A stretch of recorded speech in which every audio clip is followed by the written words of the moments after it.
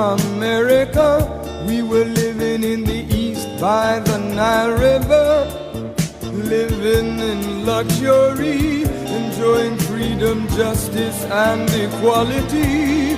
We wore silken robes and slippers of gold. We were the wealthiest and the wisest people, I'm told.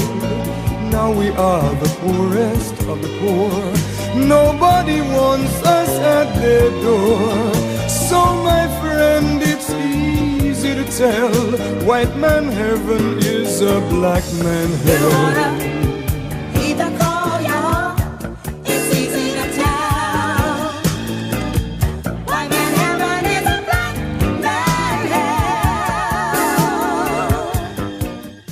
So the Honorable Elijah Muhammad said that Master Farad Muhammad said 6 words to us, and these were the 6 most powerful words that he spoke.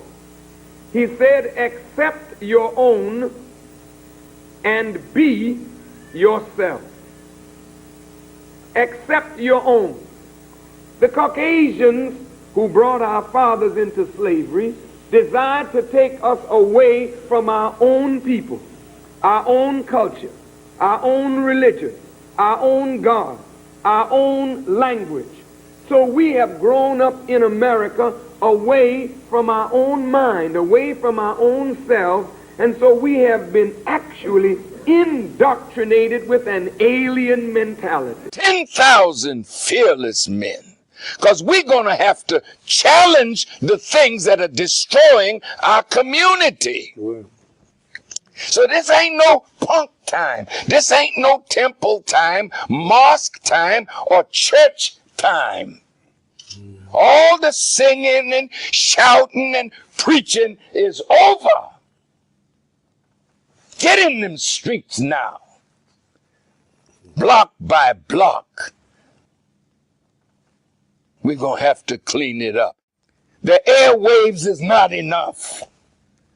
The television screen is not enough. You got to put boots on the ground who are trained and are willing to make the sacrifice of life itself to see our community made a decent place to live. Attention. Drill.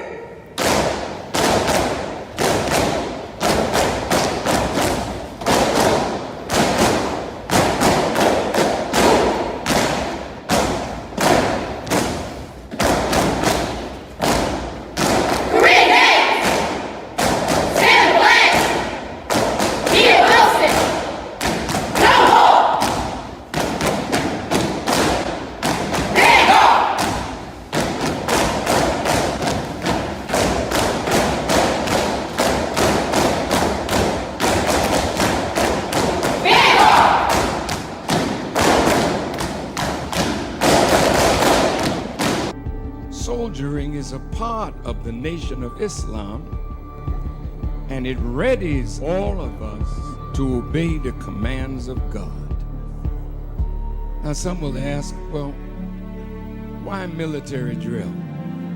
Because this is what produces the camaraderie. Facebook and Instagram thought that they could ban the Honorable Minister Louis Farrakhan. But in reality, they can't, because he already lives in us and millions of others.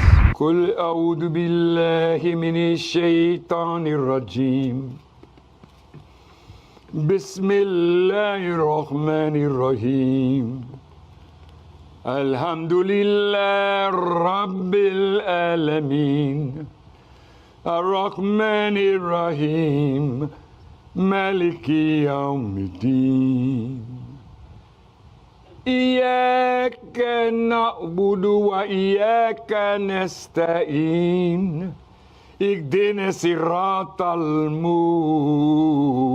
المستقيم صراط الذين أنعمت عليهم غير المغضوب عليهم ولا الضالين آمين.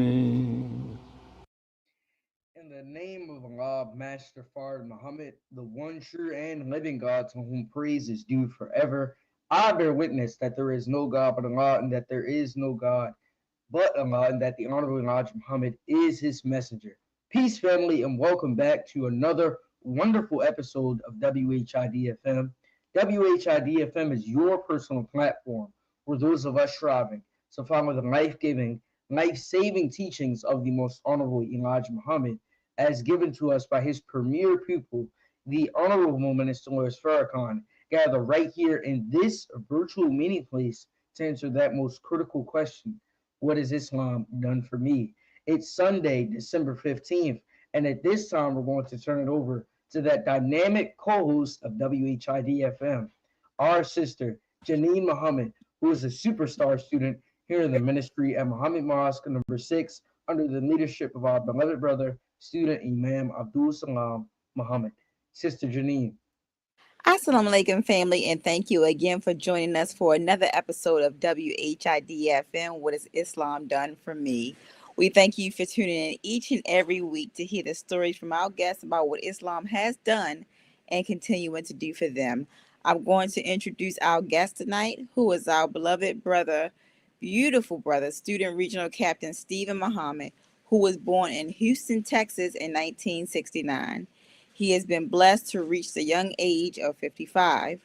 Brother Stephen Muhammad served honorably for 6 years in the U.S. military, and he has retired from the Houston Fire Department. He joined his own military after accepting his own and became a registered member of the Nation of Islam in 1996, having joined in San Diego, California at Muhammad Mosque number 8. Brother Stephen has served consistently as student regional captain for 19 years at Muhammad Mosque number 45 in Houston, Texas. He has been married to the love of his life, Sister Sharonda Muhammad, for over 32 years. Allah has given them 6 glorious children: Ashley, Stephen Jr., Hamad, Ishmael, Nasa, and Asima Muhammad. So we'd like to welcome you to the show tonight, sir. Assalamu alaikum. Well, alaikum salam. Thank you very much, man. Thank you for joining us today. And I'm going to get us started with our first questions of the evening before I turn it over to Brother West. So usually when we start the show, we like to get a background story on our guests. So can you tell us what made you join the Nation of Islam, or what made you say, man, this is where I want to be? Wow. First, if I may, in the name of Allah, the beneficent, the most merciful, I bear witness that there is no God but Allah. We thank him for his divine and merciful intervention in our affairs in the person of Master Fard Muhammad, to whom praises are forever due. We thank him for the exalted Christ, the most honorable Elijah Muhammad, and we thank them both for their divine reminder, divine guide, the Messiah, and our midst, the Honorable Minister Louis Farrakhan. I'd like to greet WHID-FM and your listening audience today, and our nation greet the words of peace of Assalamu alaikum. Wa alaikum salam, sir. Wow. So first of all, thank you all, Brother Donald. Thank you all for having me on the call this evening. Getting to the first question, you said what brought me to the Nation of Islam?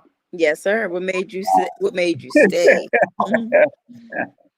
Wow, sister. Well, let's see. Well, I was, as I said, as you opened up, I was in the military at this time in my life, at a time period of my life. Things were not going well, in my life, as many of us. So I was seeking something. And in my sincere, prayer to God, I remember, being in the military. I remember being out to sea. I was in the Navy. And I remember dealing with some personal problems, personal vices that I had. And I truly wanted to change. I wanted to get my life in order. So I tried my best effort. But unfortunately, I was not able. I didn't have the strength. I didn't have, the wherewithal within my own self at that time to overcome these impediments, these obstacles in my life that was absolutely destroying my life. So it was in that moment when I realized, even as a man, that I wasn't really a man. It was in that moment I wasn't a man. I grew up, I'm from Houston, Texas. I'm from Fifth Ward. I'm from that area of town that most of us are from. We know about that part of our town. I'm from that part of the town in Houston, Texas. It's called Fifth Ward. You can imagine what that area is like.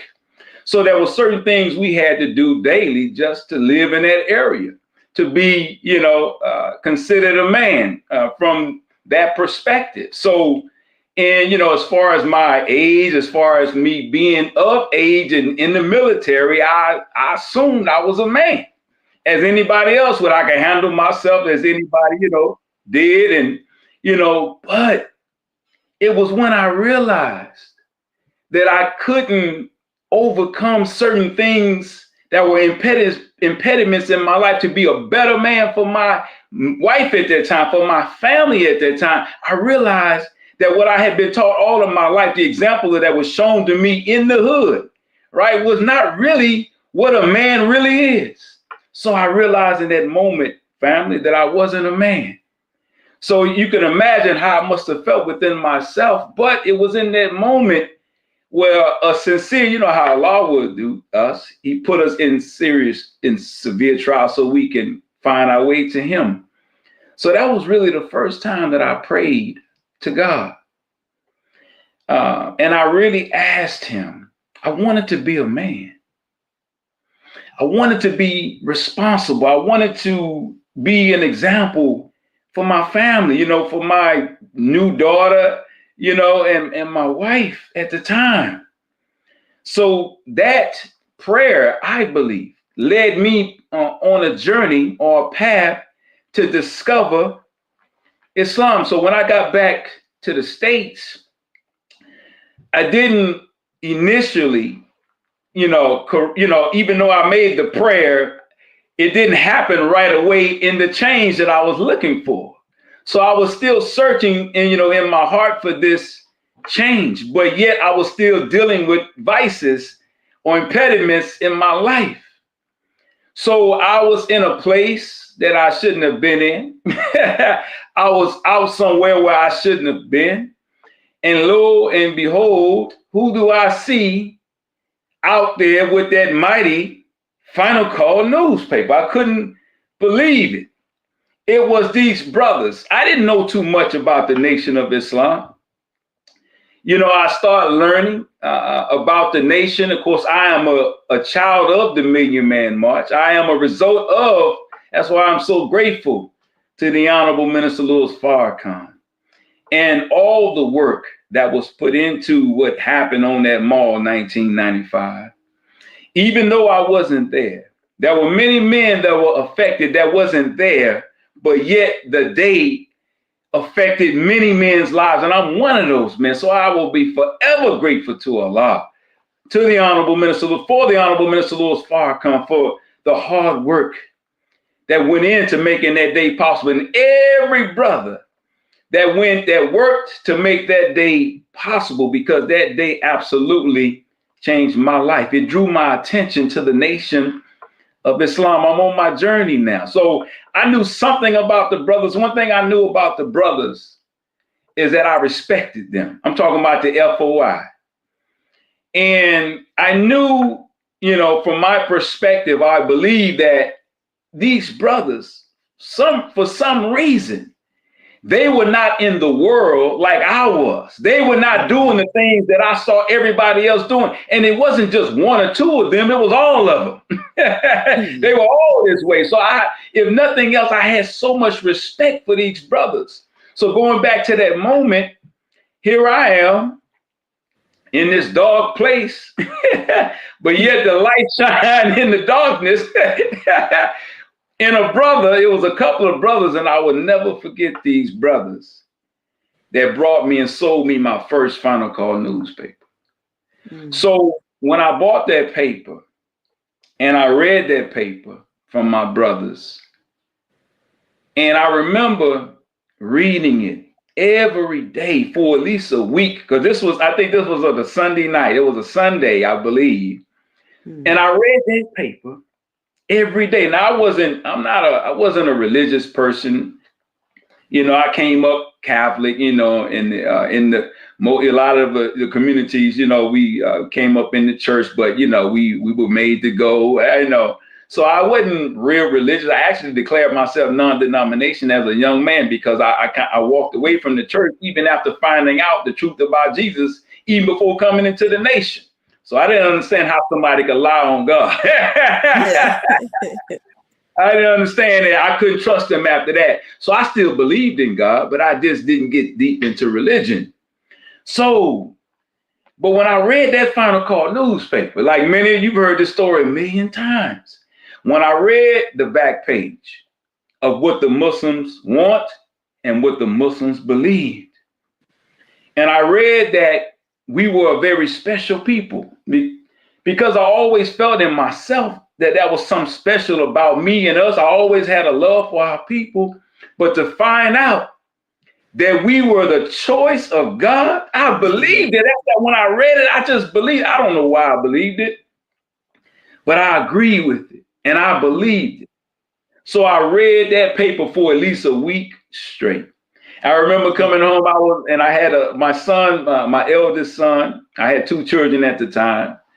And my eldest son, I remember, I think he may have ripped the paper of one of the pages. Man, I was upset that he had, about that Final Call newspaper. So, and a brother gave me a card, Brother Damon Muhammad. I'll never forget it. And I remember deciding, it was like one of the moments in your life you knew it was a big decision, right? So I decided that Sunday, after reading that paper every day, and being affected the way I was by the words in that paper, specifically by what the Muslims believe, that we were the choice of God, that I decided I was going to go to the mosque. Lord have mercy. I decided I was going to go. So this was in San Diego, California. So my sister, I end up that Sunday. And prior to that, I had some experiences physically from whatever I was engaged in. It was the worst feeling that I remember. It was the worst feeling that I had, in a long time about what I was doing on top of my prayer. But it was a physical illness. So, man, I was really, dissatisfied. I was feeling bad. So I said, man, I'm going to the mosque. And I remember pulling up to the mosque and seeing the brothers. When you see the FOI, man, you know it's something serious about the name. When you see the brothers, you know it's serious. When I pulled up, I seen the brothers on posts outside. Man, I just prayed to God right there. I said, God, if this, show me if this is what you want for me. Show me. If it's not, show me. So I remember, getting out and going into the mosque, and what affected me was how these brothers treated me. It was like I was a long lost family member that had finally came home. It was like they showed me so much love, and then I saw not only was it for me, but I saw how they were treating one another. I saw how they even talked to the little children and it was so much respect and love being shown. So every person that I came in contact with, they showed me so much love. And then, bringing me in, they searched me and they took me in and sat me down. And the classic thing happened, like you hear everybody say, it was classic. You know how when you hear your first lecture, and I got to thank Allah, I will never forget my first minister. In San Diego, he returned to Allah. May Allah forever be pleased with the good works of this black man. Brother Rahim, Muhammad Mosque number 8, Brother Rahim and Captain Robert. But Brother Rahim, that was the first lecture I ever heard. After, I heard the minister it was on C-SPAN. When I watched it on C-SPAN, I heard Mr. Farrakhan before. So, but this live in person, it was my first time being in the mosque in a setting, hearing it live and in person from someone. So student minister Rahim, if anybody know him, brother, he could teach. And brother, he was so spiritual. But I swear, every question that I had in my mind, y'all heard that before, right? I mean, every question that I had in my mind, this brother seemed to, they didn't know me, but he seemed to know every question that I had in my mind. And one of the statements that he really got me, he asked me a question. Not me, but it felt like he was talking to me, right? He said, black man, he said, why you killing yourself, black man? Why you doing this to you? Why you drinking? Because these were my vices, right? Now he's going right into it. He's asking me, why am I doing it to myself? And I'm sitting there like, I don't know. I didn't know why I was doing it to didn't you know you the choice of God? And I mean, then he went into how the enemy, and I found out who my enemy, even though we're taught, I'm more mature now and we're dealing with the Caucasian. I'm more mature now, but back in them days, I had no love for no Caucasian at all.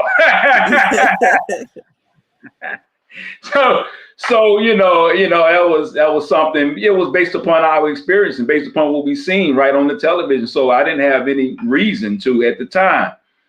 But this man was teaching on how they knew the truth. And I say, wait a minute. You mean to tell me these people know the truth? And yet they are allowing us and helping me to destroy myself. Man, I was so mad. It was just like, you ever had somebody run a game on you before and you woke up to the game, to the scam? You're like, you woke up to I can't, what the? So I got angry.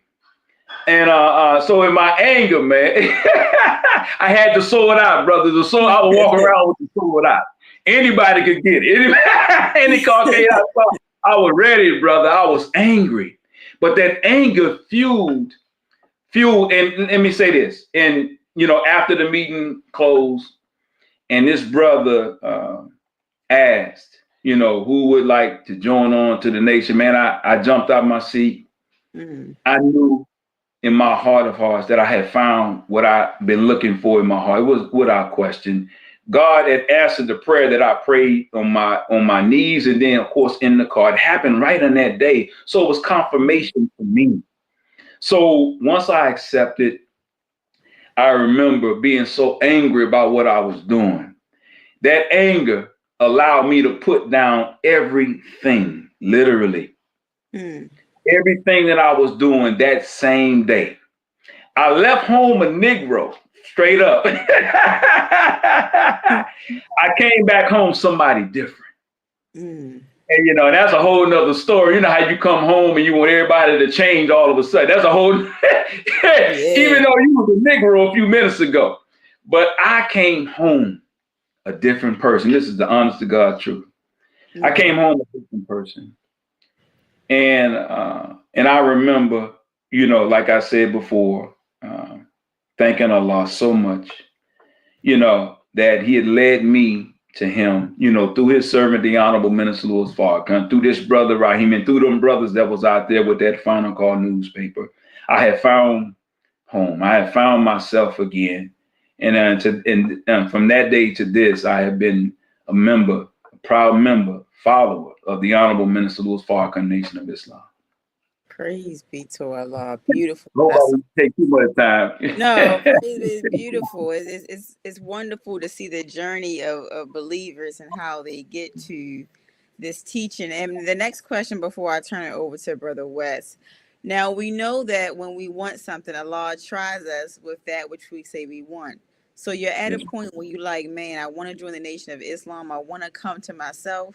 But Allah tries us. So in your trials and staying in the Nation of Islam, how did you get through the trials and not allow it to push you away from Islam? Wow. Thank you so much, my sister. And I will, this is another teacher in my life, another student of the Honorable Minister Louis Farrakhan, the Most Honorable Elijah Muhammad. I was blessed to have a processing brother. His name was General I. Muhammad. And I remember I was blessed I wasn't able to speak with student minister Raheem because I left, I went back to Texas before he returned. But word got to me that this brother was ill. His name is General I. Muhammad. You hear that name? His name was General. That was his name, brother. His name was General. He was Pride of 75, so you already know what I'm talking about. He was General Muhammad. And I was blessed. And these to me were like angels, because they did and gave me certain things that allowed me to overcome the difficulties of the journey up until this point. So to your point, so it was people like this that gave me, there were certain videos that he gave me from the minister. These were foundational. You ever heard the lecture, The First Law by the minister? It's part of our book, The First Law. That was one he gave me. It was like it was scientific how he did it. How to give birth to a God. He gave that to my wife, and it was certain lectures that he gave us. All the lectures are wonderful and has truth in it, but there were certain ones that seemed like he gave me. Well, Brother General was a very studied brother, and he led by example. What I mean is he was an engineer by trade, but I think he had 75 or 100 customers. So every time I was with Brother General, I was seeing him. He was selling something, a book, tape. He was moving. Every time I saw him, he had a customer base. So every time we were together, we would be studying. So he really stressed studying. As a matter of fact, before I could come out of the processing class, I had, excuse this ugly, I ain't gonna say ugly Quran, but it's, I got one of them Qurans that, you're not supposed to write it. I hide this one away and bring the other one out. But he made us read the Holy Quran in its entirety before I left the processing class. I didn't know what he was doing, but when I was able to get a foundation through study, and at that time when I came in the 90s, study group was the meeting. I ain't gonna say the Sunday meeting, but study group was, was always exciting. Study group was big on Friday night when I came. So everybody studied. It seemed like that's what it seemed like to me at the time. So I took to studying. So I was blessed to be with my first trainer and teacher in the processing class. He really instilled studying. Study, and keep my eye on the Honorable Minister Louis Farrakhan. Because if you study the minister and his way, right, and all the difficulties, then, as it says with the prophet, we will never depart, from this journey if we were to follow that way. But as I was saying, it was study, my sister, being studious and study, because things happen even at that time, right, that I was able to pull and find from the Quran. I didn't know it was going to serve, but certain things happen. When you come through this process, as we know in this world, there's much opposition, right, to the truth, to the will of God. We live in the number one adversary against the will of God. That's America, number one. So teacher the Honorable Minister Louis Farrakhan. And we know the history of the Nation of Islam. And we know how the enemy thought that they had destroyed the nation, thought that they had succeeded in their death plot in killing the most honorable Elijah Muhammad, only to find out that they missed. Right. Right, but that didn't mean that the opposition went away when the Honorable Minister Louis Farrakhan decided he was going to stand up and rebuild the work of his father, the most honorable Elijah Muhammad, 1977.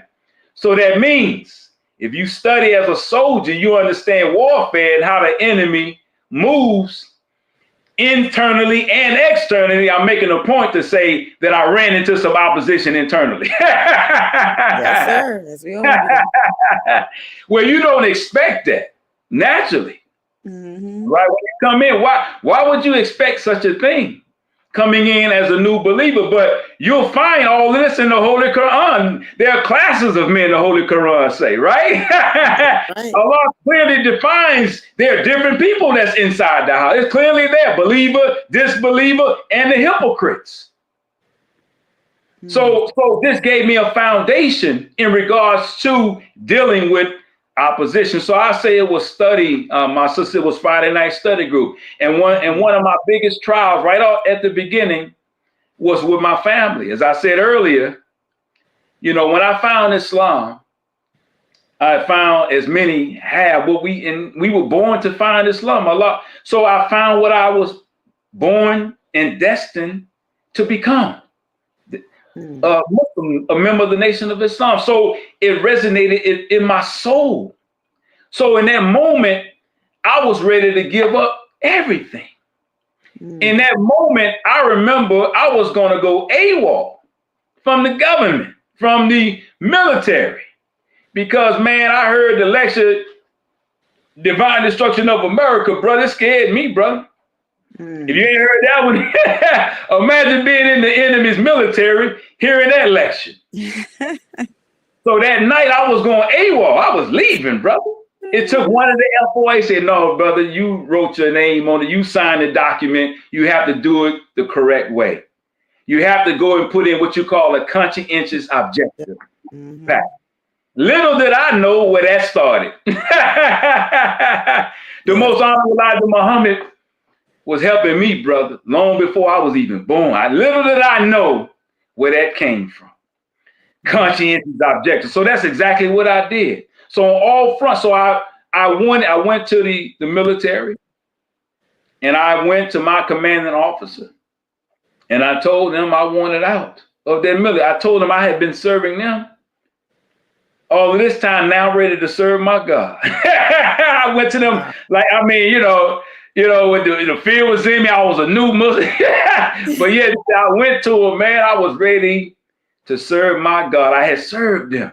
So little did I know that was a packet. It was called conscientious objective packet. It may be different today. The enemy has gotten real wide. Yeah, I'm sure. But I put in that packet, and that process began of my separation from the enemy's military into God's military because of the work and the stance and the love of the most honorable Elijah Muhammad. So when I went home, as I said, I really came back home a different person. So, in my ignorance and my immaturity, I try to put demands on my wife and my family, immediately, right? Ain't no more pork, ain't no more, from this day forward, that was out of my anger. I had the sword out. I was a zealot for real. The sword was out, and I was ready to go to war with anybody that, anybody could get it. I found the truth, and you weren't going to take this from me. So I was making demands, and it was improper. It was, like I said, it was immature how I did it. So this created a dilemma I thought in myself. So I believed that I was being forced to make a decision, to make a choice, right, over God or Islam and my family. This was in my mind. So, and I was ready, honestly. I was ready to give up everything for Islam and for Allah. But in the Bible with Abraham was given a command by God to give up that which he loved most, which was his son. And God just wanted to see, was he willing to do it? And Abraham was willing, as his son Ishmael was willing to give his life. But before Abraham brought the knife down, Allah steadied his hand. Yeah. So he didn't have to give up what he was willing to give up. What am I saying? I remember going to study group with this dilemma. Y'all remember, y'all probably see people do that today. They come to study group and they be new and they'll share. It's a personal stuff going on in their life, right? That was me. That was me. And I shared this very thing. I said, I'm in a valley of decision, and I'm saying I'm going to choose Islam over my family because they won't listen. My wife, it was a sister. I can't remember that. She said, brother, she said, Allah didn't bring you here for you to give up your family. She said, brother, all you have to be is strive to be a good Muslim. She said, if you just be patient and strive to be a good Muslim and practice the teaching of the most honorable Elijah Muhammad, then your wife would naturally come over to Islam. That's what she told me. So I got that anger out of me. So I went back home. Now I was, queen, the door was opening. I was being a good Muslim. And guess what happened, family? By Allah's permission, just like this sister said, I was such a different person that my wife was so intrigued, and plus she was, she really wanted to come find out if they had brainwashed there. I was brainwashed, which was true. I needed some brainwashing, right? Right. But because I was so different in how I was treating my wife, and I stopped, the bashing and this and that, and I became very studious of the scripture. Like I said, I wasn't really in the scripture at all, but I became a student. So in a short period of time, I was quoting Bible. She's like, what in the world? This brother quoting the scripture?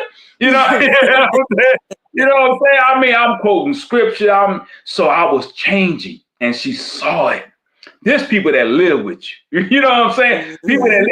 So she know me, and she grew up with me. I've been knowing my wife since I was 18 years old. We met in college. So she know me. Wow. She know the Negro I was. I'm trying to murder him completely now, but she knew. She grew up with me. So when I went to that mosque and I gave up those vices, bro, she knew something had happened. She saw from the negative of the world and the enemy how they describe, what happens at brainwashing, but it really was, I needed a brainwashing. I needed my mind cleaned up with the teeth.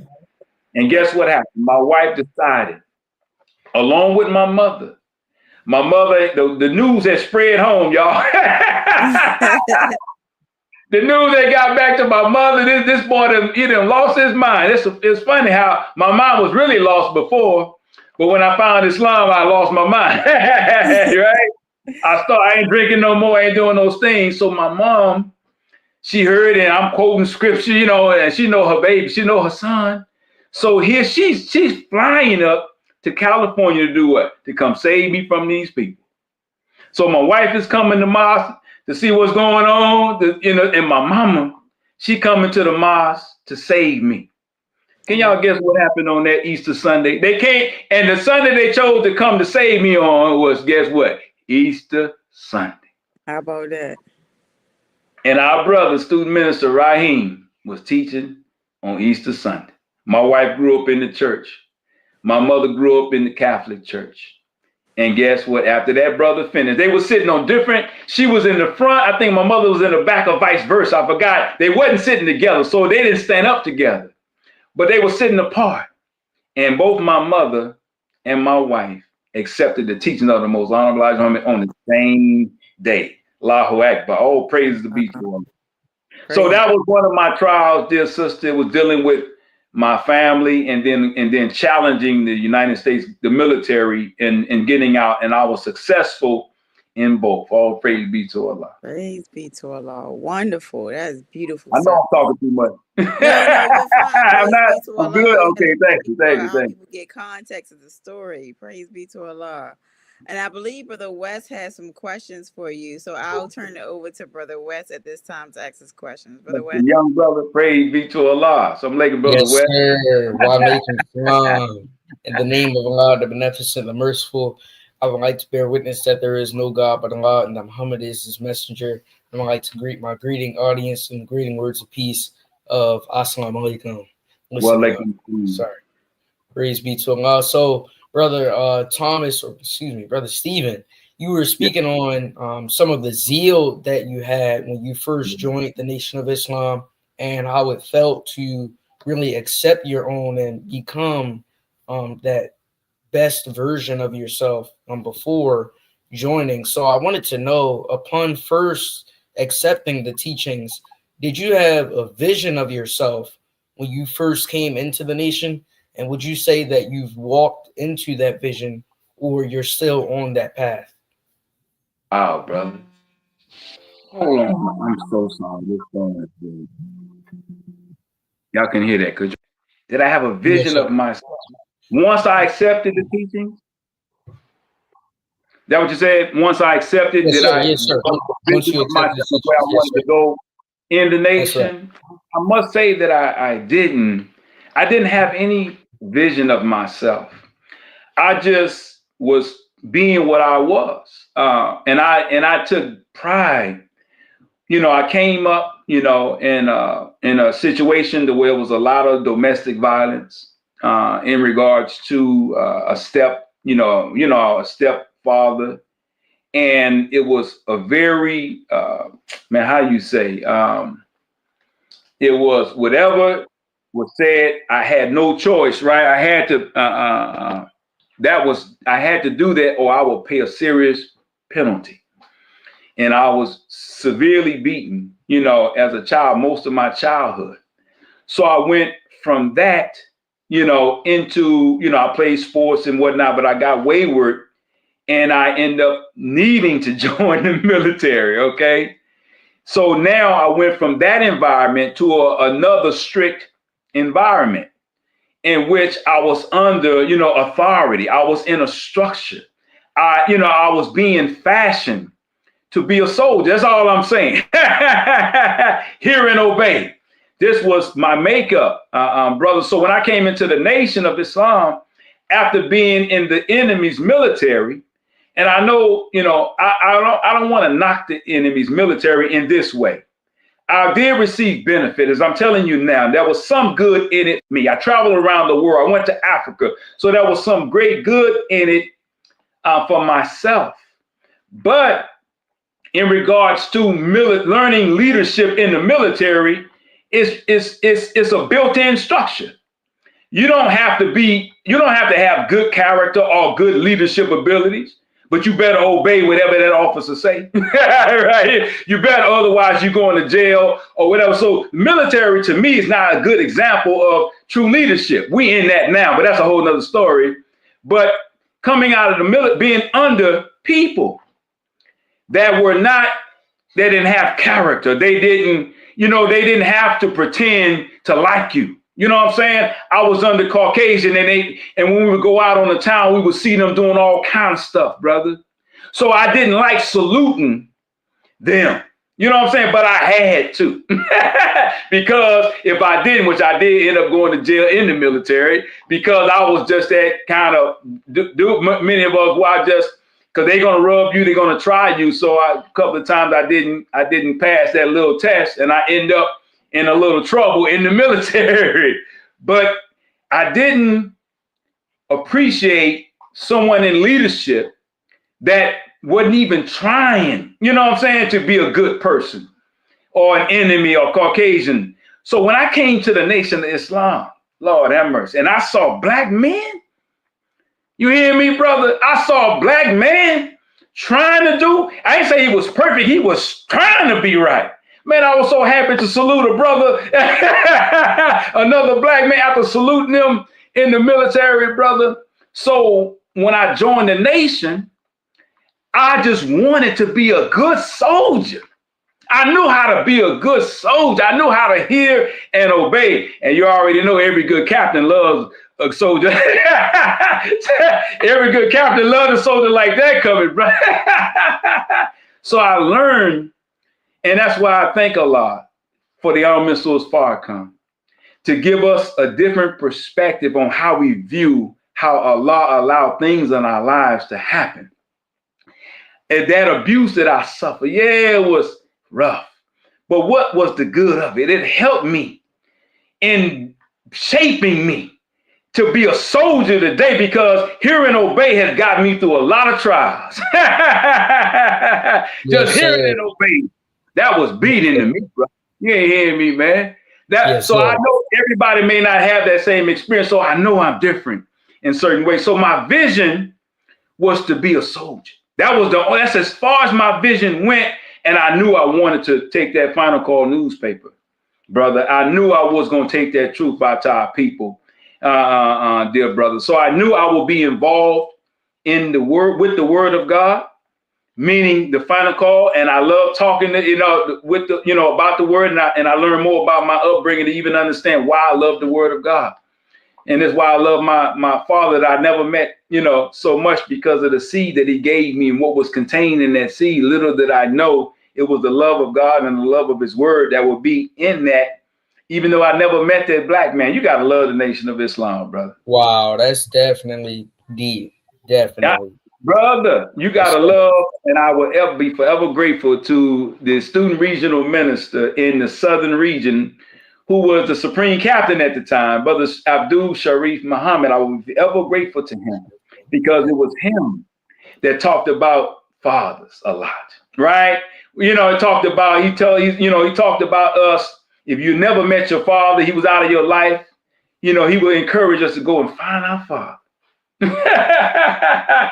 You know, and I came in and I didn't even realize I never had a good father. I only had what I had, only knew what I knew, but it was in the nation. I realized I started thinking about where I come from. You know, what makes me me.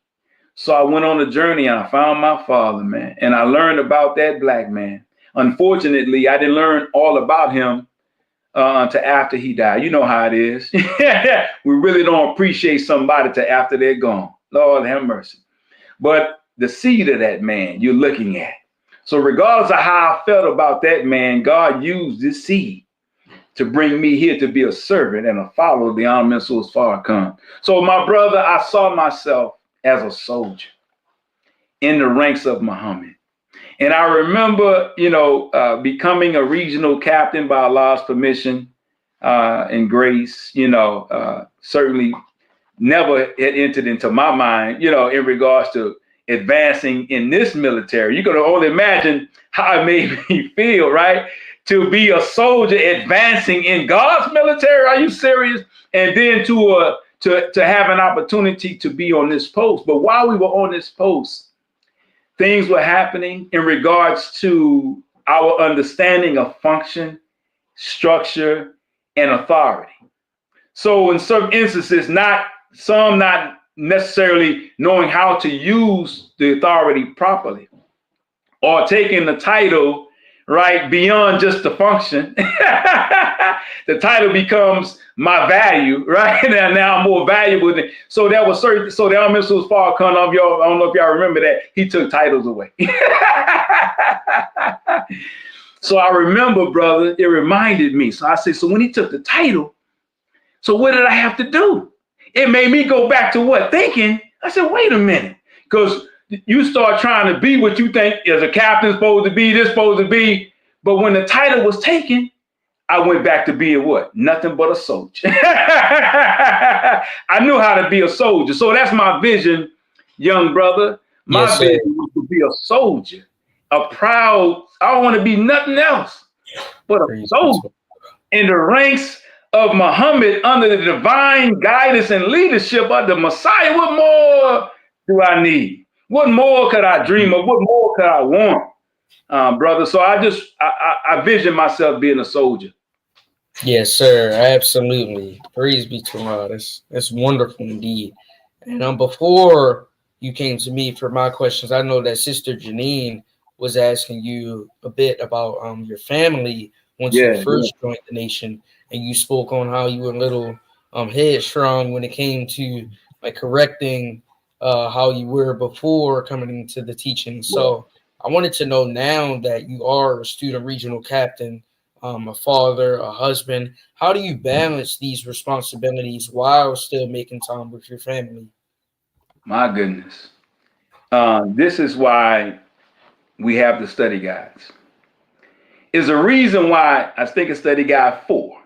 Is a reason why it's titled The Struggle for Balance, right? The struggle for balance. Because, you know, everybody has a right in regards to a demand of us, especially as fathers. Your wife has a right, right? As far as you being a husband. Your children have a right as far as you being a father, provider, protector. Your community, right? Also, God is putting a demand on us as FOI in the delivery of our people, right? So there you have all these different parts, brother, in regards to where we're trying to give everybody what their just due is. And I'm still in that, that struggle for balance. I'm getting better in it. I'm getting a little bit more wiser and mature in how and what I do in regards to the attention that I give, dear brother. And I gotta say, I thank Allah so much, as we all do, for the Honorable Minister Louis Farrakhan. His example, he shares his own life with us, right? To get us to reflect on our own.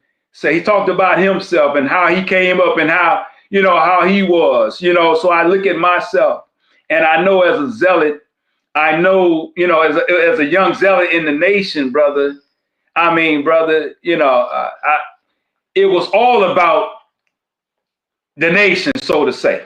What I mean by nation, I mean duty, responsibility, lieutenant, final call. That's what I mean by nation. Things that the captain wanted me to do.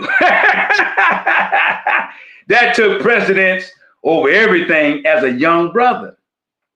So now I'm better because, and I don't want to knock any of my teachers because I learned from all of them, and I think a lot, even for the negative, you will learn from, because you'll end up, young brother, being in a position of leadership. So you got to reflect on how it was when you was a soldier, what you were going through as a young soldier. So as a young soldier, I didn't get the balance of family. At that time, nobody sat down and talked to my wife and me and say, man, how is this brother at home? You know what I'm saying? At the time, because, and also, time dictates agenda. So depending on what's going on, the attack of the enemy, what's happening in the world, you know what I'm saying? So sometimes you may have to put more time over here based upon what's happening in the world to secure yourself and your family. So you got to be on that too. But, as a young brother, I didn't get a lot of balance with family coming up.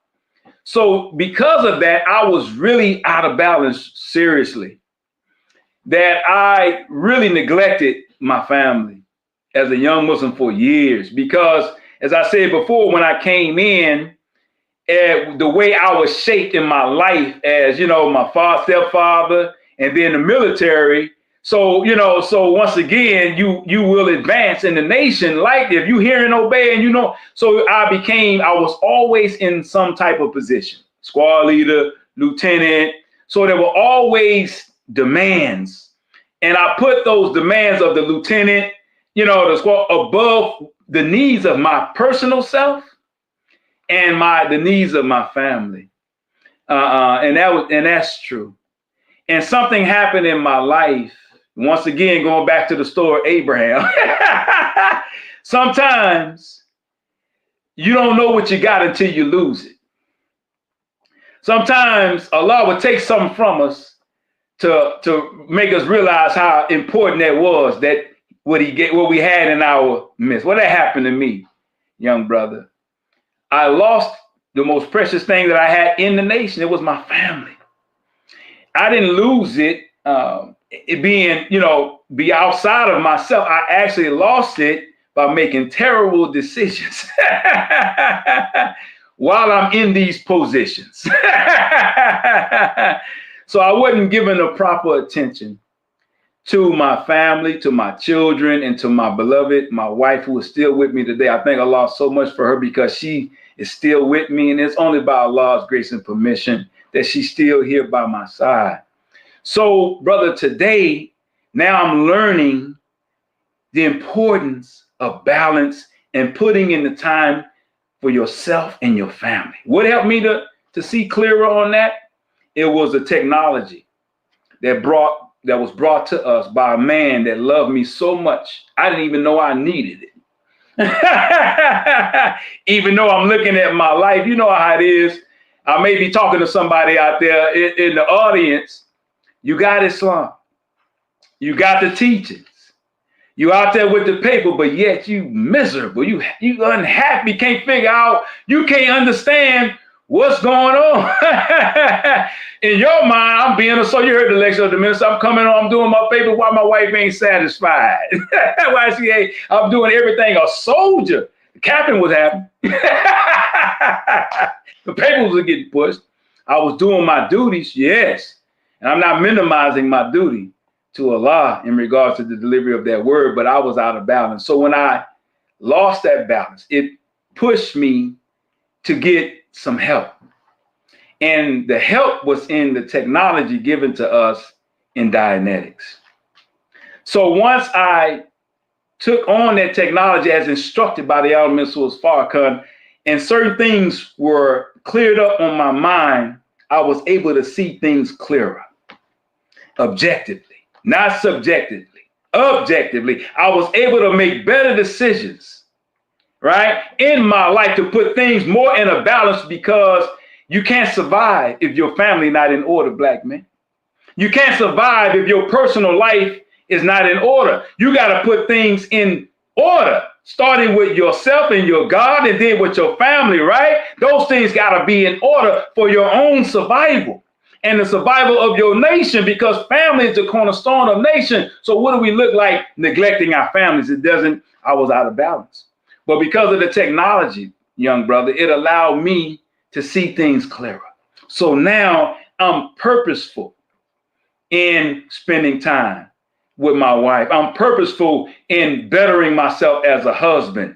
I'm purposeful in now striving now to go back and nurture my children, which I should have done, as a young FOI, right? I'm out here saving the world, but yet coming underneath me and my own children, I'm not spending the time with them going through the street. I'm happy to go outside in the streets and I do this all day. But it wasn't until recent when I started going through the scriptures, taking the time with my own children. Ain't that something, brother? It certainly is. So, my brother, it was the Honorable Minister Louis Farrakhan, what I said earlier, hear and obey. I didn't know what I needed to do what you just said. I thought I was doing the best I could. I thought, just being a soldier, coming to every meeting. I was one of them, come to every meeting, carry 200 papers. Right? I was one of them brothers. I loved it though. I gotta admit to you, it was hard. I ain't gonna tell you that, but it was a little selfishness in there, because I was one of the ones that really loved doing it. So I can't blame it all on the captain. I love doing it, man. But I neglected my family. So it was when Allah took my family from me, it made me reflect on and find some help for myself, because I wanted to get my family back. I wanted to prove to myself that I am who I say I am, which is God. My universe had gotten out of order, young brother. My family, my wife. So when I went to this technology and used it, brother, I was able to bring, by Allah's permission, my life back into order, my little world. So now I am still striving. My wife would have to be a better, witness and testimony as far as what I'm saying. She can tell you, and I'm asking, I'm talking to my wife about how I'm doing this and that, because I want to do better. I want to be better. I almost lost my heaven. I almost did, brother. My wife, that's my heaven. The woman who gave me, I almost lost my family. This was the most precious thing to me outside of God and His Christ. But God had to do that to shake me up a little bit. That's my own personal testimony. So my balance is coming from the study, right? Coming from the example of the Honorable Farrakhan, and it's coming from the technology that He was given to us in Dianetics. I would suggest that you make that a part of your study. And those of us that are out there, it will absolutely help us tremendously in this effort in becoming more balanced as FOI and as men. Yes, sir. All praises. I hope I answered your question, my brother. Oh, you definitely answered it. Definitely. No part was left out for sure. So my next question for you, I want to know, by you being such an experienced FOI, very well studied, what are some skills that you believe every newly registered brother, or even brother that has been around for quite a while, should possess or work toward achieving? And that can be something so complex as clearing out your mental state, or something as learning how to tie your tie a certain way. Just like your input on that. My goodness. Number one is we're blessed as a people to have received divine guidance. If we knew the way, then why would God have to give us guidance? So we have divine guidance from God Himself, right? Came to America and He raised up the most honorable Elijah Muhammad to do what? To lead, teach, and guide us, right? So today, the premier FOI and guide, and with the guidance and the example, is the best example in the Honorable Minister Louis Farrakhan. So if you want to know how to grow or be a FOI, we're going to look at the premier FOI, All of us are still in the class. The minister is an FOI. That's what we all are striving to be. So I would say, make the Honorable Minister Louis Farrakhan your example, your study as a student. You study everything you can find about that. Everything about that man was designed by God Almighty for you and I. Okay. I'm using myself, I'm sorry. But everything about being an FOI, being a man, being a soldier, being a statesman, being a scholar, whatever you want to be, you'll find it in the person of the Honorable Minister Louis Farrakhan. Talk big. But I pride myself, once again, in striving, I'm going to say striving to obey. Not that I'm in perfect obedience, please, but I do strive. And that's important because as a soldier, that's really the root of being a soldier, in my opinion. Now, yeah, we got to train. I train physics. I dib and dab in the martial art, right? I'm training for the day of the physical battle, no question. I'm taking care of myself. I'm doing all of those things as a soldier should do. But the root of being a soldier is the internal fight that I'm dealing with. Mr. Louis Farrakhan, and going back, there's a lecture called Obedience is the highest form of what? Sacrifice. In that, he showed us what we're up against in this battle. I'm talking about dealing with me. So the fight is truly against the rebellion of self within ourselves. Number one, being under our open enemy, 400 years, the devil, right? Being under him because he's the chief rebel today, but he's not the first rebel. He's not the oldest rebel. Guess what rebel is the oldest rebel? Our father, Shabazz, right? That's our father. You're one of the scientists, and I don't want to go too much into, I don't know who your listening audience is, but you'll learn from the teachings of the Most Honorable Elijah Muhammad of the 24 scientists. And in our nation's history, one of our scientists who was a major scientist, he had an idea. He wanted to make a people that was close, to nature. But the other scientists, they disagreed. But unfortunately, what he should have did was go along with the group, but he rebelled. And he took his family, you and me, down into East Asia, now called Africa, right? And he, in fact, did that. He made a new people. He made a people that was close to nature. And the mark of our rebellion, because when you rebel against God, there is a mark. It starts internally, but it shows up outside. I hope y'all listening, family. Rebellion will mark us. Well, we were marked with our kinky hair, right? Our thick lips and our broad nose, and we were despised all over the planet because our rebellion from the circle of the gods. So that's in us. That's what I'm saying. So you got this new rebel that's in us. He made us into himself. And then we got the old rebel, our father Shabazz. So we got a lot of work to do internally. But the Honorable Minister Louis Farrakhan has walked that path. He has accepted that uphill road, and we have watched him, brother, right, in his journey and staying in the process of what I'm talking about. And now we're looking at a God in our midst. And that's our whole objective. That's our whole purpose for being here, because the Lord of the world brought us here. You didn't get here by yourself.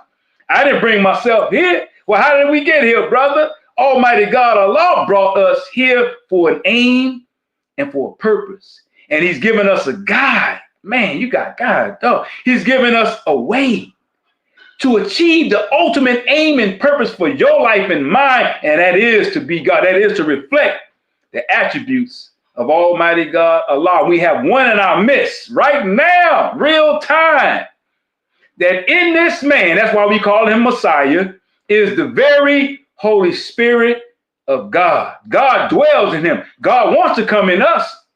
He's knocking on our door. You said it earlier, young brother. You want God to come in? Well, we got to clean up. How can God justify living in a dirty house? Did you hear me? So we're not fooling nobody today in regard, you come to the mosque in your bow ties, Christmas sharp, your shirt, your white shirt. But how's our life? How was our Islam? Huh? If we really want to achieve what God brought us here, we got to take the example of the Al-Mansur Farrakhan, and we got to enter into the war, into the battle, and nobody knows you fighting but you and God and the devil. He watching you for which you know not. But that's a decision that each and every one of us has to make personal.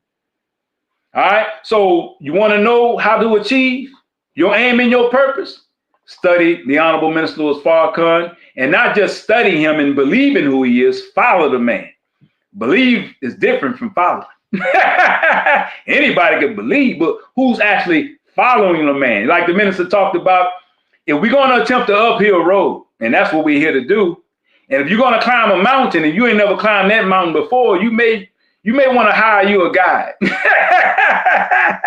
It's a dangerous journey. Well, Allah has provided a guide for. What's the point, my brother, in giving us a guide with guidance and we don't even follow the man? We go in our own way and wonder why we keep getting lost, why we keep falling off. No, God has given us a guide with the guidance and the example. In the Honorable Minister Louis Farrakhan to achieve the greatest success in our life, and that is to reflect Almighty God, Allah, the most powerful being in the universe, wants to come in and sup with me and you. He's knocking on our door. He wants to put us back in our rightful place, and we sitting around here fighting the minister every step of the way. Why? We've been under rebel, and we from our father Shabazz. So we got to go to war as a soldier. That's the first battle, FOI. And the mosque. The Honorable Minister Farrakhan, I heard him. As a matter of fact, he was in the city of Houston talking about the purpose of the mosque and how the mosque is designed to purify us. Well, how do you purify something? The Honorable Minister Farrakhan talked about agitation. When you put clothes in a washing machine, you put the soap in there, you put the water, but you need an agitator. The agitation brings out of us those things that are deep within us. So the mosque is that kind of environment. But what kind of soldier am I? Can I stay the course? Can I stay on the journey? As the Honorable Minister Louis Farrakhan has shared with us his trials. When we read his trials, where did his trials that he shared with? I know he had many, many trials, but he shared us the trial that he has within the house, right? Within the nation, by God's permission. So this is the journey that you and I are on, young brother. And if you want to be successful, I like you, I am striving, to be an example for our brothers that are lost. But my example and the example is the Honorable Minister Louis Farrakhan. Most definitely. I heard that for sure. And before we go to you, Brother Wesley, for your questions, we're going to go ahead to our station ID. Family, you are listening to WHID-FM. We thank you for tuning in and spending your valuable time, because without you, there is no WHID-FM. If you have any suggestions, please email us at WHID1919@gmail.com. And also, please subscribe to WHID-FM on YouTube and follow us on Facebook. And family, we are extremely excited to announce, inshallah, on Sunday, December 22nd, 2024, our very special guest, Sister Lawida Muhammad, will be returning to WHID-FM for part 4 of the How to Eat to Live series for an in-depth coverage of the skeletal system. Yes, the skeletal system. Sister Latifa will also appear alongside Sister Janine as our special guest co-host for the night. So family, make sure you tune in for that wonderful, wonderful episode. And with that, we'll turn it back over to you, Brother Wesley, for your questions. Yes, sir. In the name of Allah, the Beneficent, the Merciful, I bear witness that there is no God but Allah, and I bear witness that Muhammad is his messenger. I'd like to greet our dear brother. The greeting words of peace of Assalamu alaikum. Wa alaikum salam, my brother. It's been a pleasure just listening to your testimony and unfolding. You've been teaching without teaching, brother. I appreciate what you've been sharing with us. And you kind of touched on one of the questions that I had But with your experience, you kind of spoke on your experience in the devil's military and now being in Allah's military as well. And we understand that military can be developed from the devil's military. But can you speak on the importance of righteous discipline, and how do you go about encouraging the brotherhood to develop a higher level of discipline, especially in this world we have so many distractions and so many conveniences? How would you encourage our brothers to develop that discipline to be able to stay that course? Wow. How to develop the discipline. You know, FOI, the name is, given to the military training of the men who belong to Islam in North America, right? This was the title given by God himself. So yes, military. Allah, in my opinion, want us to study what does it really mean? What does military really mean? So when I think about military and I think about soldiers, then I think about, what the military's objective is for that nation. And in carrying out the aims of that nation is going to require men that are what? Disciplined in carrying out the instructions coming down from their government or from the head, right? To carry that out for the benefit of the nation and for the whole. So a soldier is never an individual. A soldier is always a part of a military structure. So that's number one, that I'm never moving on my own as a soldier. I understand, and we're so blessed. As I said earlier, I was in the enemy's military. Who was at the head of that one? But now I'm in God's military. You telling me God is at the head of this military? You thinking I was obedient then, a soldier then? Well, certainly I'm going to be a soldier now. So yes, military means organization, right? Organization, as we are taught, we have to be supremely organized, but for what? We have to be organized for survival. Organization ensures survival. This is what Mr. Farrakhan uses this body, right? In regards to the best study for military and organization. Look at it. Just imagine every system and every every organ as a soldier in the military, right? Each soldier or each has a specific function. That's what my title represents. My title is regional captain. It don't make me better than you. We're equals. The only thing that separates us is function. The regional captain has a specific function that's detrimental to the survival.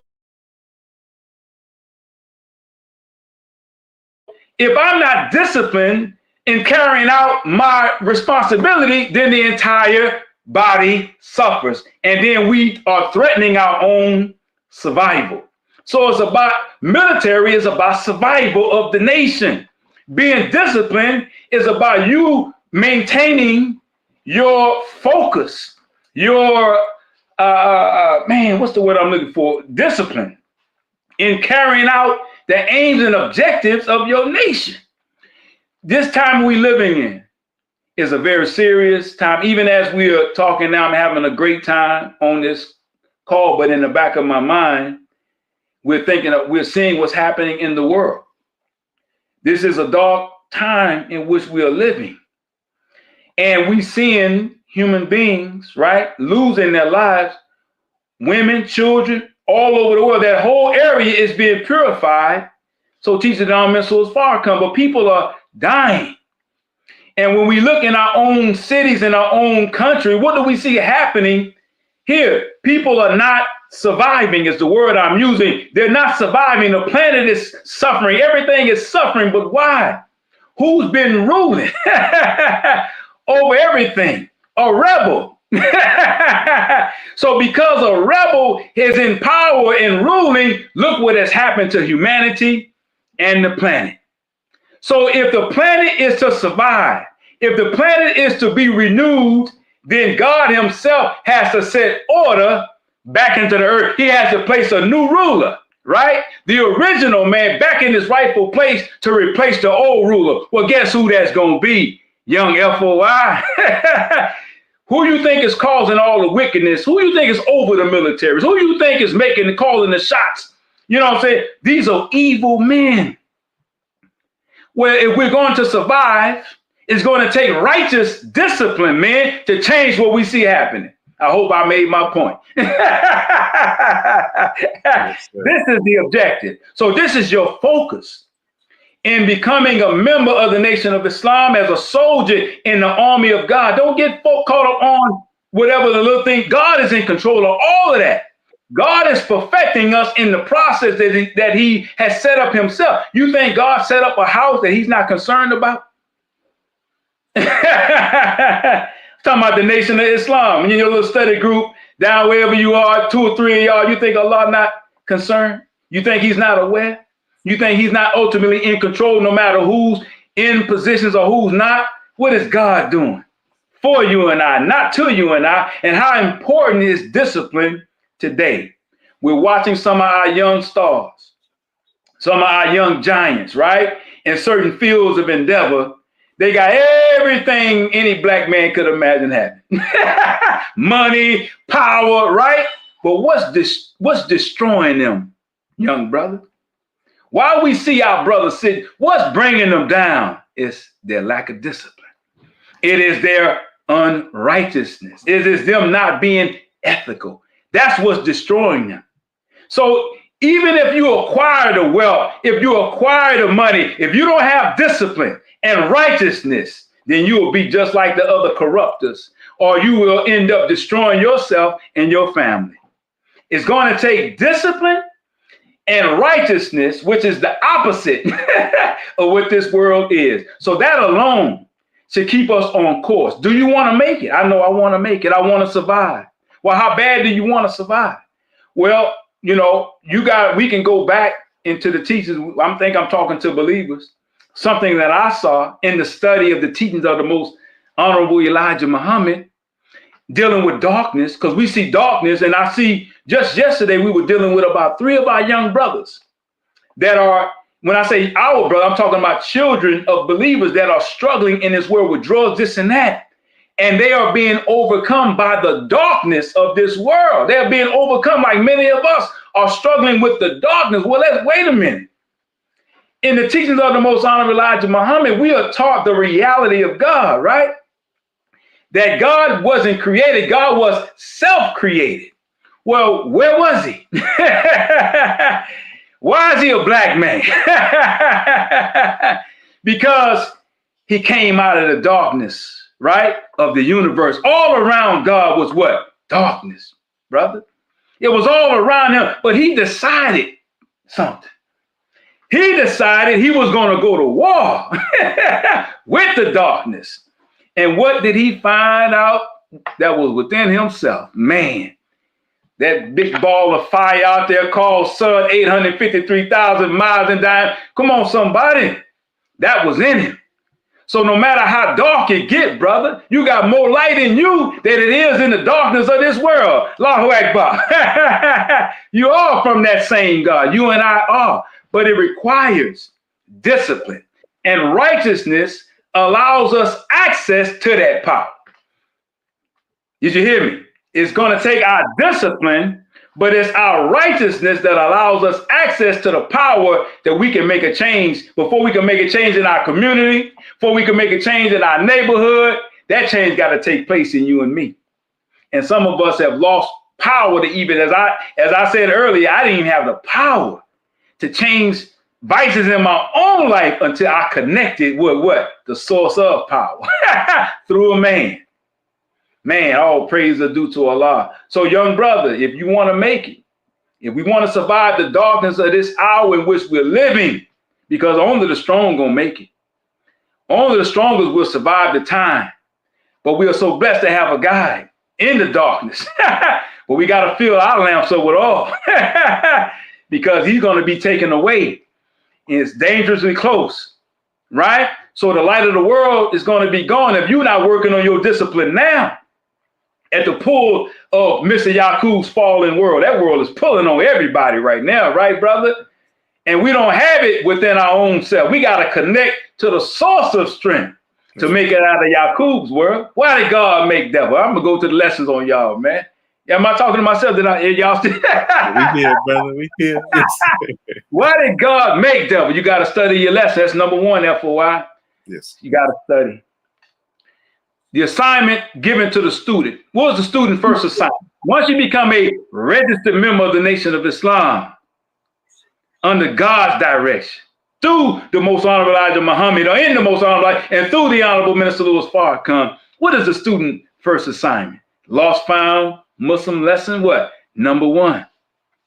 We got to put it to memory. What is it about lesson number one that lays a base for our work today and give the student a clear knowledge of himself, his heavenly home, the best part of the earth, and who his enemy is to his nation, and why the enemy must now be removed from what? Every part of the plan. We're talking about this. Who's the enemy to you, brother, and me? It's within our own self. I talked about him earlier. Well, in God's own, God said, why did God make devil? The answer is, I hope I get it right, to show forth his power. Did you hear that? You didn't hear that. To show forth, some of us don't like opposition. We don't like the dark. We don't like the difficulty. But God made an enemy for himself. Lord, have mercy. To show forth his power. Sometimes it takes a good challenge. Sometimes it takes good opposition. Sometimes if you're a fighter, you know what I'm saying? You ain't a real champion until you got a real good opponent, because he's going to make you dig deep. He's going to make you find out something about yourself that you didn't know that was there yourself. Why did God make devil? To show forth his power, that he's all wise and righteous, that he can give a devil power to rule the earth for 6,000 years and come and destroy the devil in one day. Listen to this part. Without falling victim to the devil's civilization. Well, how we doing? Are we falling victim to the devil's civilization? Well, how do we get out of it? Well, if God came and was in the midst of the devil's civilization and didn't fall victim to it, he left us here, then the only way we can survive it is he got to be in us. Does that make sense to somebody? Lord Akbar. So we got to discipline ourselves if we intend on making it through this hour. Because this hour, only the strong will survive it. Brother, we got a destiny, so we got to be disciplined and we got to be righteous. Our beloved Supreme Captain, Brother Mustafa Farrakhan, say that we have to be the moral superior of our enemy. Even though we train in all of those things, we got to do all those things, but God is only with us and right. You ain't on security if you got a girlfriend, brother. You on post with, you got a girl, you ain't secure. Only Allah can make us secure. And only our sincere obedience and striving to be righteous, then Allah is with you and I and his havoc-making angel. So teaches the Honorable Minister Louis Farrakhan. So we got big help behind us, but the criterion is we got to be striving to be righteous men. This ain't just a military, brother. This a righteous military. These are men that are striving, and you can say, I can thank you. I heard a sound, so I got the cue. Thank you, my brother. I need the cue. Thank you, sir. I'll keep going. I don't know if I answered your question. I pray to Allah that I did say something, that answered that question that somebody could benefit from. All praises due to Allah. You definitely answered that question. You actually answered a couple of other questions that I had prepared to lead to it. So praise be to Allah. We thank you, brother, for your comments on that. As many more we could ask. We definitely gonna have to get you back for a part 2. Continue the conversation, brother, when you have time. But at this time, we're going to turn our program over to Sister Janine to go into our announcements. Sister Janine. Sorry about that, man. No, thank you, brother. Thank you, brother Watson. Thank you, brother Stephen. No, there's no need to apologize because every time we speak to our guests, whatever you say is helping our people. So sometimes you can't just answer a question and it's just in and out. You helping somebody. So we definitely appreciate it, sir. And I know Thank you. Is lit up, and we appreciate you for just letting us know about all your experiences, because we come from all walks of life, so we got to know what people have been through, so that way we can see ourselves and our people can see that we real people. Praise be to Allah. And family, the audience, we thank you for just listening and being with us today, and we appreciate you. And if you enjoyed what you heard today, which I'm sure you all, you lit the chat up, you're invited to study with the Nation of Islam to learn the teachings of the Most Honorable Elijah Muhammad as taught by his chief helper, the Honorable Minister Louis Farrakhan, by going to www.noi.org/go study. We have weekly webcasts every Sunday at 10 a.m. Central Standard Time, 11 a.m. Eastern Standard Time. You can listen to lectures. You can learn our history. If you want to know more about the Nation of Islam, just go to NOI.org. And Final Call Radio, download it on all of your devices. Take it with you on the go. Whether you're going to school, going to work, or just going about your day, there's nothing better to do, especially in this day and time, than have the Honorable Minister Louis Farrakhan in your ear 24/7 by listening to Final Call Radio. Just download it as an app. It can also play in the background if you're using your phone. So definitely take that with you, especially. And speaking of Final Call Radio, our Final Call newspaper, you see the cover of the front, guilty of genocide. This is our #1 minister in our nation, the Final Call newspaper. Definitely get that. You can get that from one of our brothers on the street in the mosque. You can go to our digital subscription on finalcall.com. And don't forget about our brothers and sisters that are behind bars. You can get them subscriptions to the Final Call as well, because as we know, they can lock them up physically, but they cannot lock them up spiritually. And last but not least, do you want a book that greatly empowers your child and showcases their self-worth? Look no further than I Never Knew I'm All That, Book 1. This highly anticipated book is a book our children need to affirm their needs. And don't give them these books that they have out there that's just full of fairy tales. Give them something that's going to elevate their mind. And we thank you, family. And then every Sunday you can come and hear the reality of God delivered by Student Minister Tracy Muhammad, the local representative in Richmond, Virginia, of the Honorable Minister Louis Farrakhan. The address is there on the flyer, 801 Prince Hall Drive in Richmond, Virginia. And if you're not in Richmond, Virginia, you can go to find out about our mosque in Baltimore, Muhammad Mosque number 6. You can join us for the renewing of your mind. We meet on Sundays at 801 North Dukeland Street. That is Connections High School, the old Lamel, which is Connection School. You can go to www.noibmore.com, or you can call us at 410-367-9371. And for those who are not in either of those mosques, you can find your local mosque in your surrounding areas by going to www.noi.org. So family, we appreciate your time. And at this time, I'm going to turn it over to Brother Wesley Muhammad, who is going to give us our Muhammad moment. And then Brother West is going to close us out with prayer. Brother Wesley? Yes, man. Thank you. Tonight's Muhammad moment, but before I go to do that, let's again thank Brother Student Regional Captain, Brother Stephen Muhammad, for coming on and sharing so much information with us this evening, and being able to enlighten us further on his journey and what has Islam is and continue to do for him and his family. And as well, definitely, again, the chat has been lit up as far as those that have seen and bearing witness to the truth of what our brother has shared. So we thank you, brother, for joining us. We want to thank Sister Janine and Brother West for co-hosting this evening as well, and asking those profound questions which sparked that fire that our brother was delivering to us as well.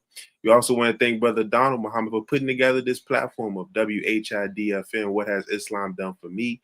This platform is helping so many and being able to share the stories of those in the Nation of Islam and being able to really tell what Islam has and is doing. And we want to thank Sister Cynthia Muhammad, Brother Donald's wife, and all that she does behind the scenes to support her husband in making this platform a success.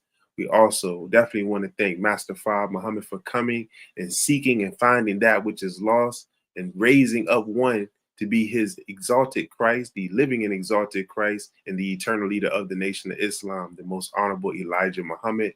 And we can't thank them both enough for leaving in our midst a divine leader, teacher, and guide, the chief helper and national representative of the most honorable Elijah Muhammad, the Nation of Islam, the honorable Minister Louis Farrakhan. Because without those three beautiful men, we would not have anything to speak about when it comes to Islam in this wilderness of North America. So we're so thankful and eternally grateful for what they have done and continue to do for us here in North America, the black man and black woman. So we are definitely thankful. And to go into our Muhammad moment tonight, it is taken from a lecture entitled, Only God Can Make a Man. This was delivered November 20th, 1991. You can get this lecture and many lectures by the Honorable Minister Louis Farrakhan at store.finalcall.com. But let's enjoy tonight's Muhammad moment, again taken from Only God Can Make a Man by the Honorable Minister Louis Farrakhan.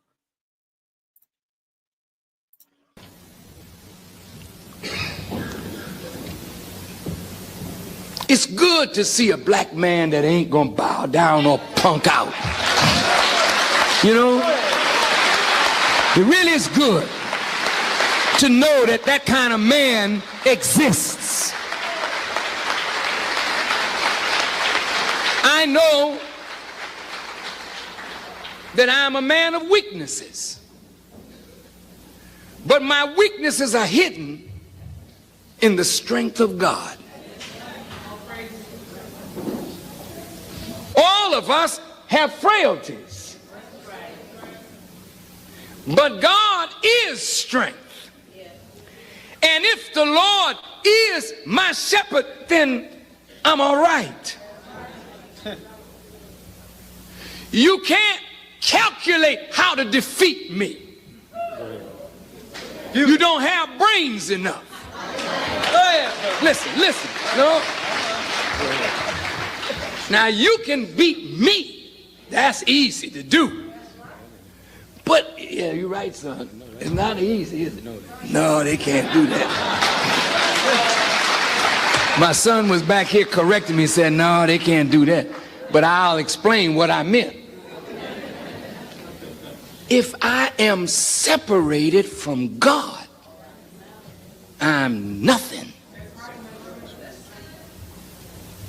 I heard the Honorable Elijah Muhammad say, if Allah leaves me for a fraction of a second, you would see a walking fool. I am not wise. I am covered by the wisdom of God. I am not strong.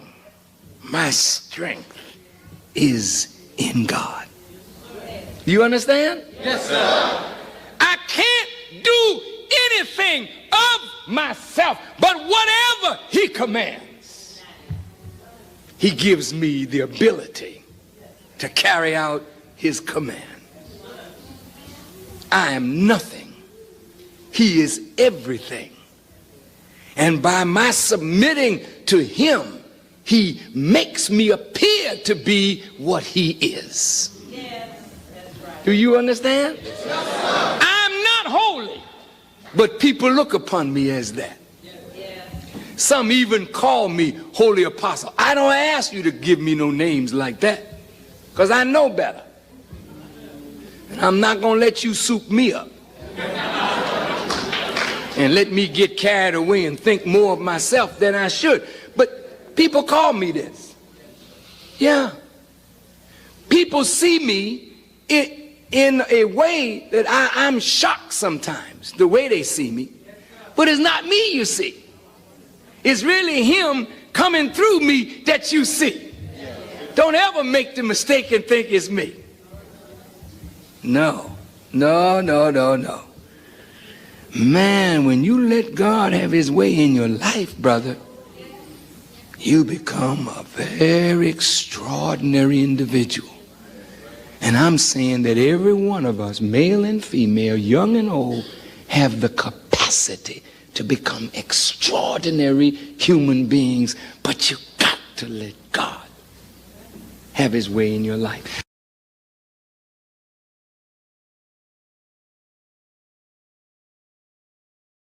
All right, family, and with that, we're going to close out in prayer, attention prayer. Bismillahir-Rahmanir-Rahim. Alhamdulillah Rabbil Alameen. Rahmanir-Rahim. Maliki Yawmiddin. Iyyaka na'budu wa iyyaka nasta'in. Ihdina as-siratal mustaqim. Siratal ladhina an'amta alayhim. Ghayril maghdubi alayhim waladdallin. Ameen. Assalamu alaikum, family.